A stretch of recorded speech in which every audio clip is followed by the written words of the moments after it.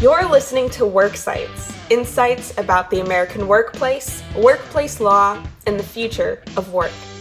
This podcast is produced by the Noble Law, an employment law firm with offices across the United States, and is hosted by managing partner Laura Noble, a recognized leader in employment law with over 20 years of diverse legal experience.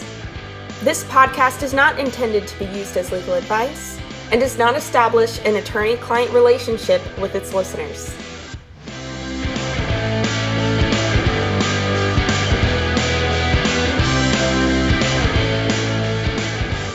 Today we're going to talk about the law that Congress just passed last week called Ending Forced Arbitration of Sexual Assault and Sexual Harassment Act of 2021. What this law does is it bars an employer's enforcement of pre-dispute arbitration for claims of sexual assault or sexual harassment. President Biden is expected to sign the bill, turning it into law. And we want to discuss why this is important as plaintiffs' lawyers representing individuals in the workplace who have sexual assault and sexual harassment claims, and broader implications of this law. Here to discuss this with me today is Cathryn Harris-Marchesi. She is a federal constitutional attorney who's focused on employment law. She is also a member of the Women's Intercultural Network and is a UN delegate for women's and children's issues. She also happens to be the Noble Law Firm partner in New York City. And so we are delighted to dig into this issue with her. Good morning, Kat. Good morning, Laura. How are you today? I am doing well. Thank you. Thanks for joining us. For those who are listening to this who don't really have an understanding of what arbitration is, describe to us what that means. How is arbitration different from court? Well, one of the most important differences is that arbitration is done in private, whereas when you're in court, you file a complaint and it becomes a public document in that sense. So one of the advantages of arbitration for employers is it keeps any of their misdeeds private. The other thing is you do not have a judge that's deciding in an arbitration. An arbitration is sometimes they're retired judges, sometimes they're attorneys. Usually it's under AAA or anybody can be an arbitrator. The AAA is not the organization you call when your car breaks down. Tell us what the AAA is. Yeah, it's the American Arbitration Association, and they provide private mediators and private arbitrators for a fee. There's also, you have to pay for an arbitration, and this is where it can be expensive for an employee versus an employer. So if you have a huge financial institution where you're an employee and there's been sexual harassment, you might have to pay $5,000 or $10,000 to be able to have your issue heard. If you're somebody who makes a lot of money, that might not be a big burden. That is different than if you're filing with a state agency, or if you're filing in federal court, you might be looking at $350 filing fee. So the arbitration, though it was originally started as something that was supposed to have equal bargaining power, what it does is it becomes a lot less expensive for employers and shifts more burden onto the employee that way. I think one thing that's important too is the difference for people to understand the difference between arbitration and mediation. A mediator does not make a decision. They don't sit there as a judge. They kind of try to help you negotiate a resolution. Whereas an arbitrator, their decision is final. And the only way to challenge an arbitrator is if you file an appeal in court after, which is very expensive. And the standard to overturn an arbitrator's decision is the same as a judge, which is very different. It has to be a change of law, or that the decision had to be arbitrary and capricious. So it's much more difficult in the context of an arbitration to appeal that final decision versus a decision in court by a regular judge. Well, it's the same standard that is used, though the arbitrator might not be as qualified as a judge to make that decision. Also, a judge, their decisions are public. So we all as human beings have our own biases. And if an arbitrator has a certain bias, you're not going to be able to go through and look at all of their decisions and, and be able to see that. Whereas a judge their decision is in the court of public opinion. It is public. So that is a huge difference. And you can say, in a sense, a judge's decisions can be tracked and monitored, whereas an arbitrator's cannot. There's also been a huge discussion recently about JAMS, which is generally retired judges, or AAA, again, not the car, the arbitration, where the majority of the arbitrators are older white men, and there's a lack of diversity. It's not to say that there are not women and men from communities of color or women, but the vast majority have been white men. There's also an issue to do with how an arbitrator is selected as well. So there are all these questions that come into play that do not come into play when it comes into filing in court. So is it fair to say that an arbitration is like the parties pay for a judge to sit and listen to the evidence, and it's less rules around how that evidence is presented? There's no jury there. It's usually just 1 to 3 people who are deciding, and once it's decided, it's very difficult to overturn that decision. Would that be a simple, fair description of what arbitration is? That's absolutely correct. And you have an unequal bargaining power too, in the sense of, if you have, let's say, a large financial corporation where there are going to be many disputes just because of the number of employees there, they may choose the same arbitrator over and over again and pay that person. And if they don't like an arbitrator, they won't choose them again. And arbitrators make their money by being selected by an organization to do the arbitration. So that creates an unequal bargaining power too, whereas an employee hopefully will only have once in their life where they need to have an arbitrator. It sort of feels like the company has their thumb on the scale when they're the ones picking and paying for the person who has to decide whether or not they violated the law. That's absolutely true. And this became very prominent first, basically in the financial industry, and then into almost every industry now, where they have forced arbitration agreements, which means when an employee gets their employee handbook, they get their offer, they're starting to work for a company, there will be a arbitration agreement in it, which an employee doesn't sign off on. They have to read their agreement to see that it's in there. Most employees aren't even aware of a forced arbitration agreement being there. So it bars people from going to court, and they often have in agreements where they have waivers for class actions, joint actions, and that sort of thing. And that was as recently as 2018, the Supreme Court upheld an Epic Systems Corp versus Lewis that the class action waivers can be enforced in the terms of the arbitration agreement. So the Federal Arbitration Act has had a lot of power and has trumped a lot of challenges against it. Well, let's back up a little bit because there's a lot in there we want to go through. So you mentioned the Federal Arbitration Act. This law, my understanding, amends that act to allow for a carve-out, what the Federal Arbitration Act otherwise says, which is that employers can use arbitration agreements in whatever context they want and in whatever way they want with their employees, right?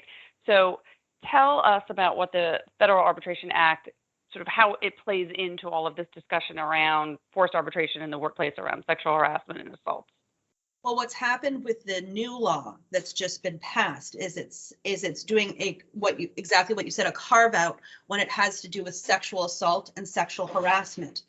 Already, as a result of the Epic Systems case and the Me Too movement, states like California and New York passed laws on a state level that restricted forced arbitration for sexual harassment claims. This law now takes that federal because there were a lot of challenges to that. So what it means now is an employer cannot force an employee to resolve their sexual assault or sexual harassment claims through arbitration. It now allows the employee, it makes it the employee's choice as to whether they want to go to state or federal court. And this even covers tribal law as well. So you could go to any of those courts and the employer cannot force you to go into arbitration for sexual assault and sexual harassment cases. So that's what's happened now, whereas prior, the Supreme Court had been, nope, you have to go and arbitrate if there's an arbitration clause. And just to give another perspective on this for folks who might be thinking, well, court is so difficult and takes so long and it's such a messy experience. Maybe I want to arbitrate just because it's easier. There's one person that, it's not a lot of formality. And these are embarrassing things to discuss anyway. Why, as an employee, would I not want to go to arbitration? Well, one of the reasons is the rules of evidence aren't followed, which can be good for an employee, but it can also be bad for an employee in the sense of any kind of hearsay can get in and that sort of thing. And there are reasons that courts do not allow a hearsay because it's not reliable. The other thing is in 2015, there was a study done on forced arbitration and found that workers were awarded significantly less money by arbitrators than by judges. And they were awarded about 1/5 as they would have been if they went to court. Again, with arbitrators, and it's not to say all arbitrators are bad or anything like that, it is human nature to a certain extent. If they're looking at a big corporation where they regularly, get picked as an arbitrator, they may be less likely in cases where it may be a little more questionable to go with the employee's version of things. They might decide on an employer's version of things. So those Right. are the reasons. However, there is value. There are some people who will choose to go with arbitration because they do not want any kind of publicity, because it is an embarrassing and a very personal thing, especially with sexual assault. There are ways, though, in the federal court system to maintain some privacy with respect to the evidence that's being discovered and made public, correct? That is correct. Often they're in-camera reviews where judges view things privately out of the public, or that that certain material is labeled as confidential and can only be shared between the lawyers and the judge. So there are those protections there. One of the things that's really bad about forced arbitration is, particularly in large corporations, it is allowed, and of course, when we're talking about sexual harassment and sexual assault, this is not just sexual harassment and assault of women. It can be of men, it can be of individuals who are transgendered, non-binary, it's across the board. But it's allowed serial perpetrators, serial sexual harassers to stay in place. So if you have a large corporation and you have someone who is really effective at their job, yet they sexually harass other people, and to say in my career, it is sad to say, rape in the boardroom is not uncommon. It is not as uncommon as most people would think, or the general public, and it allows that person to stay in the job by having arbitration, because nobody knows what's happened except for those few people who are involved with the arbitration. And it can happen again and again and again with the same person. There are some corporations that, particularly in the past, that have not been so concerned about that. They're more concerned about how many dollars the person is bringing into their company. And, part of this whole movement around ending forced arbitration around sexual assault and harassment really came from those famous cases of the Me Too movement, where we learned to our horror that many of those who committed these acts had done it in the past and had been protected by their companies, right? And even rewarded after going forward. And one of the issues with having somebody, like when we think about some of the large media corporations where this happened, is that you have somebody who's in a leadership position who's doing this. And what is it doing? It's encouraging, it's letting the people underneath them know that it's okay to do this. And it's creating a culture. Right. This culture is created from the top down, not the bottom up. Absolutely. Let's talk about the particular laws that we're dealing with in this context. And you and I deal with them every day, but just to share with other folks, we're talking generally in federal law about Title VII.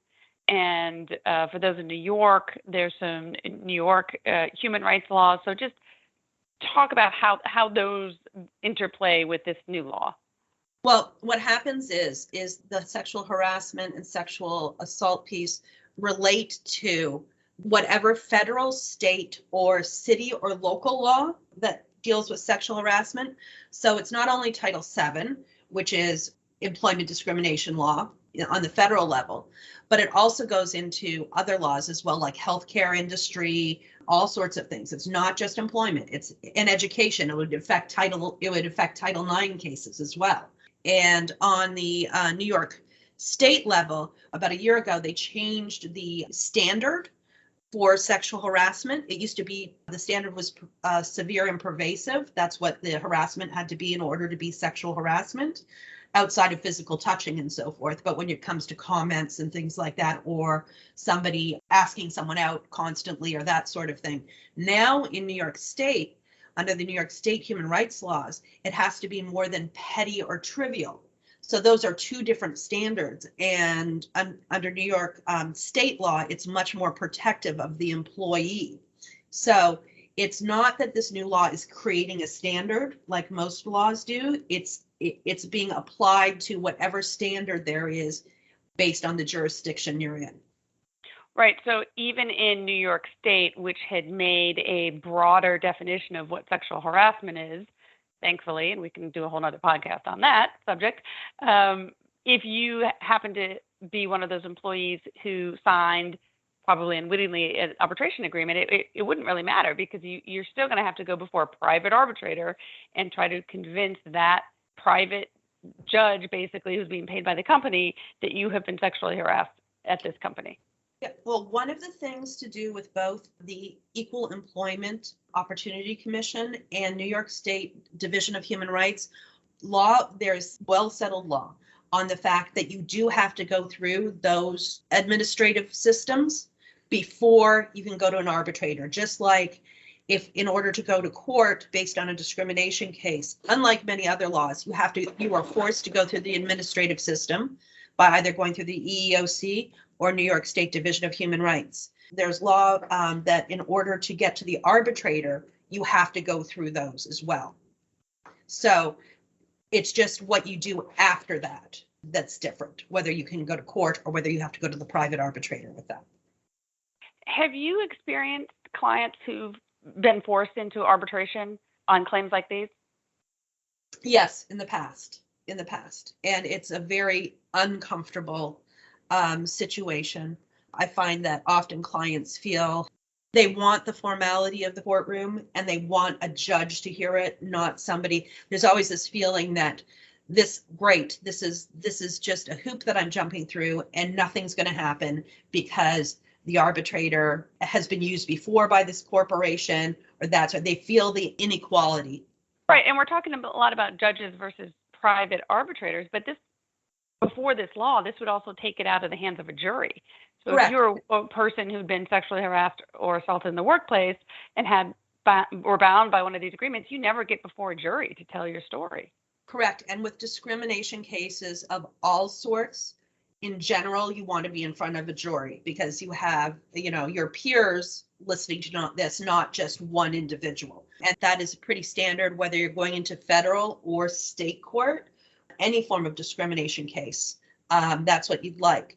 And fortunately, it looks like our current president is also going to push for this act to also cover wage theft, race discrimination, and unfair labor practices. That's the next step. And we can expect a big fight about that.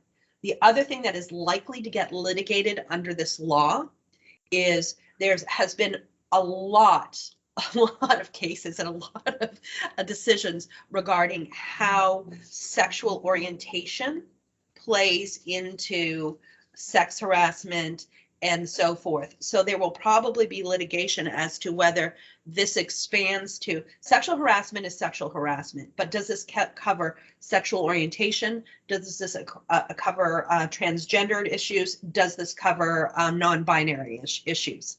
So those are things that we can expect to be litigated, because there are those who will want a strict interpretation of what's been written, and those who want a more expansive interpretation of what's happened. And I think it'll be very similar to when there were fights as to whether the term sex in Title VII covered gay, lesbian, transgendered and so forth, or whether that was just limited to male and female. Hence why most states whose laws are meant to cover transgender, non-binary, and so on, now have that actually written out, because there was a question to do, there was a lot of litigation around the term sex. Right. So to add to that, so this act, again, it's basically a carve out of the Correct. current federal law, which says, hey, employers, you can bind your employees to this forced arbitration as a condition of their employment. That's just fine.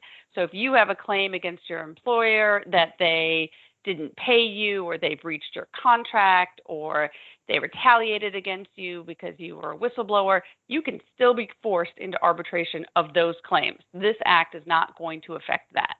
The only thing this act says is if your claim is based on sexual harassment or sexual assault, then you, the employee, can choose to take that claim to court. And so where the fight's going to be in this is what I'm hearing you saying is, what is a sexual assault dispute, or what is a sexual harassment dispute? And companies and employees are probably going to get into fights about what constitutes that kind of dispute. Correct. And there will also be, particularly on the federal level, where there's the standard of severe and pervasive, it'll be what constitutes severe and pervasive. And there'll probably be more of a fight about that now, though there always has been, but I think it'll be more intensified, because now it rests on the employee to make the decision as to whether they want to arbitrate or whether they want to go to court. And what it will do is make more of these situations public. The other thing this may do, which we will see, is it may make employers, particularly private employers, more amenable to settlement, pre-litigation settlement. It puts more of a focus on that, in a sense, because if they don't want these issues to be public, they can't hide behind private arbitration now. It's an employee's choice. And if they do not want things to be known publicly, they may choose to engage in pre-litigation settlement or pre-litigation mediations. I can see that happening. Right. And the difference between the mediation and the arbitration is the mediation, there's not a decision being made for you. It's the two parties, or however many parties, working to a solution that works for all of them. And there's not a finalness to that, unless if you come to an agreement. Whereas with the arbitration, it's like a judge making a decision in that sense, and it's final. Right. The mediation result is one that you, the individual, has to agree to. Correct. In order for it to go forward. No. You can walk away and say no and choose to go to court, and there's no harm, no foul with that. Now, I just want to go back under this Title VII standard, because you talked about severe and pervasive. So for folks who don't practice employment discrimination law every day, under Title VII, the federal law, sexual harassment is defined as unwelcome conduct based on sex that now includes sexual orientation, gender identity, where the offensive conduct is a condition of continued employment, or the conduct is severe or pervasive enough to create a hostile work environment. And the fight on that has been who decides what conduct is severe enough or pervasive enough to create a hostile work environment. And in the past, it's been federal judges who make that decision, and they have often not seen it the way that most American women see it. Is that fair to say? Yeah, and I think there's also, it also comes down to, if we're going to step out of the law with that, it comes down to the age and culture that people grew up in. For example, what might have been acceptable, 50 years ago is very different than what's acceptable now. And you can think about that sometimes if you go back and watch some of the old TVs or movies where it was okay, to pat your secretary on the bottom. That's not okay anymore. And where women were treated like almost like children in that sense, like little dolls. And that's not acceptable anymore. Right. So when you have people who've been on the bench for a long time, and I know that in New York, we've had some judges who made it into their 90s on the bench. And I'm not saying they have those views. They tend to be quite progressive. But if you are dealing with people who this was normal behavior with, and even women who you can sometimes talk to women who are, much older, who this was part of their regular culture, and they don't see this as being a problem because it was what occurred when they were in the workplace. And they're like, oh, we put up with it. That was just normal. Why can't you? Well, the whole thing is times have changed and we have to move along with that progression. So right, and I would argue it was never okay. Women just put up with it, mostly women, because they had to and they needed the job, and there was little that they could do about it. But now we have more laws in place and laws that are being enforced to make that behavior unlawful. About the severe and pervasive, just so people don't get confused who are not lawyers. If you are sexually assaulted in the sense of touched or whatever, that right there is a sexual harassment issue. The severe and pervasive is more related to comments. Like if your boss kept saying, hey, why don't you go on a date with me? I want you to come out with me, or commenting on your body or that sort of thing. If that happens more regularly rather than just somebody doing it once or twice. But physical touch is physical touch. Unwanted physical touch is unwanted physical touch.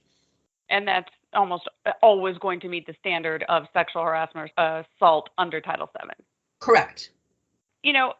So as much as lawyers who represent workers are excited about this new law, I do want to point out that it has very limited applicability for most people in the workplace, in the sense that sexual harassment and assault are still, thankfully, a relatively small number of claims that you will see occurring in the workplace.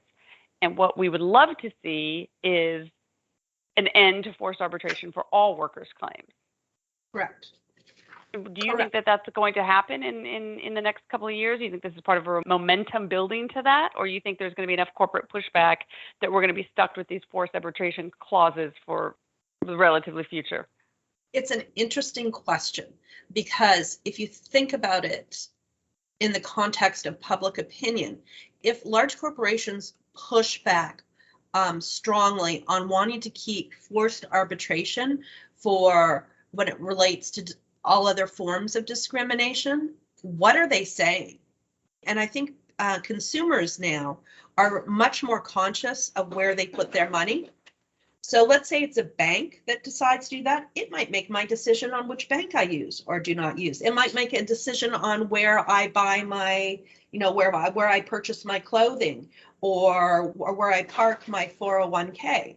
So there are those, it would be an unpopular, I think an unpopular thing to be on the side of, but I do think that there will be pushback, and what the pushback is going to be, and it's the mistruth that they tell, is that, oh, well, arbitration is so much more cost efficient. It makes more sense. We aren't holding up a judge's time, that sort of thing. Yeah, it's really cost efficient for big corporations in terms of it doesn't cost them as much to litigate, and they're going to pay a fifth of what they would in court if they're unsuccessful. And it's more likely to go in the favor of the corporation. However, the way to combat that is that, and I know that AAA and companies like JAMS are trying to recruit more and more people from communities of color as arbitrators and mediators, as well as women. And that's the way to combat that on twofold. I think one thing you need to do is broaden the diversity of arbitrators. And also, it's not only race or gender or that sort of thing that needs to be brought in. It also comes to socioeconomic background, because if you have everyone who's gone to an Ivy League school, has never known hunger, those aren't the people that you necessarily want all the time in terms of arbitration. You need people from diverse backgrounds, that not only meaning color or gender or ability, but those who have grown up in different ways and understand things on a personal level as well. So what would you advise workers right now to know about this law, to look for in their workplace? Well, number one, you want to make sure that people are aware of it and that it's posted. Number two, what employers should be doing now is reissuing or amending their employment policies and procedures, and where they actually put in writing that there's a carve out for this. Like, for example, you don't go to an arbitrator for workman's compensation. that's already not covered, and you'll see that in books. So it's in employment handbooks. So this should be included as well, where it's made clear to employees. I think that's a big part of it. So I would also encourage employees to read anything that they're being asked to sign by their employers very carefully. If they have questions, seek help, through a private attorney or some nonprofit groups to understand how these provisions are affecting your workplace, because so many of them sign them and have no idea what they mean.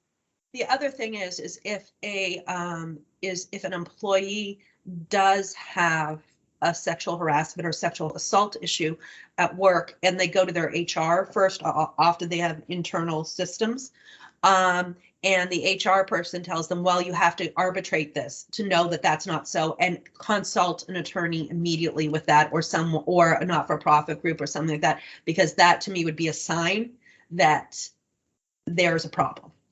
Right. And because under Title VII, the federal law, you have a relatively short amount of time within which to bring your claim, unlike other torts, that could really have a huge impact on you if you don't take action immediately. Well, thank you, Kat, so much for helping me dig deeper into this. Of course, I'm very excited about how this is going to play out, and I hope we see it working as intended, which is to allow more people to get in front of a judge, which is their constitutional right, the judge and a jury, and less people being forced into arbitration. Thank you very much again for your time, and I appreciate it. Hope you have a good day. Thank you so much, Laura, for having me as a guest. Take care.